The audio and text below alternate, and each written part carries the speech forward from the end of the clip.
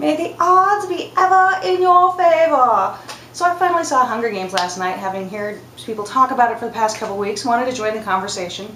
And I'm really have some seriously mixed feelings about it. It wasn't the worst movie I've ever seen. Really wasn't the greatest. I'm pretty sure if I was 12, I would think it was all that and a bag of chips. But I did enjoy the fact that there was a very strong female lead in the role of Miss Katniss Everdeen, where we've got a bunch of children who have to go fight it to the death in some sort of TV spectacle to justify some sort of uprising. Maybe if I'd read the books, it might make more sense, but anyways, all I had was the movie, so I just go with that. I really did not like the camera work at all. I actually got motion sickness, which is, I've never had that happen to me before. I've never been seasick. I've never gotten car sick.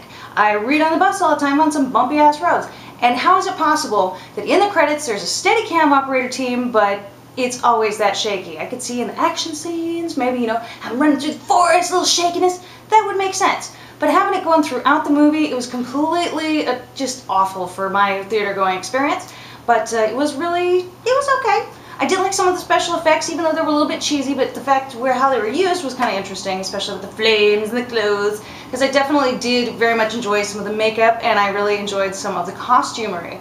I know that they're supposed to be the bad guys over at the Capitol, but their outfits were worked, and at one point the entire screen in the credits was filled with nothing but hairdressers, so you know that there was somebody working triple overtime, actually several somebodies I should say, to make everybody look that redonkulous, because it definitely looked like a cross between, say, like Dr. Seuss, Jean-Paul Gaultier, and, you know, a little Susan of Lady Gaga thrown in there.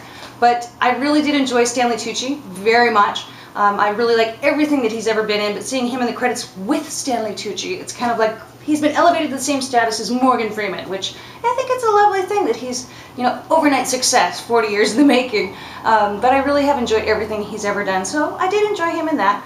But I really can't recommend it.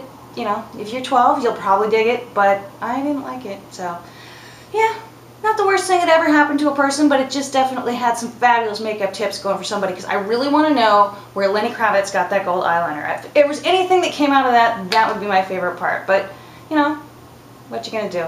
Go to a different movie, I think.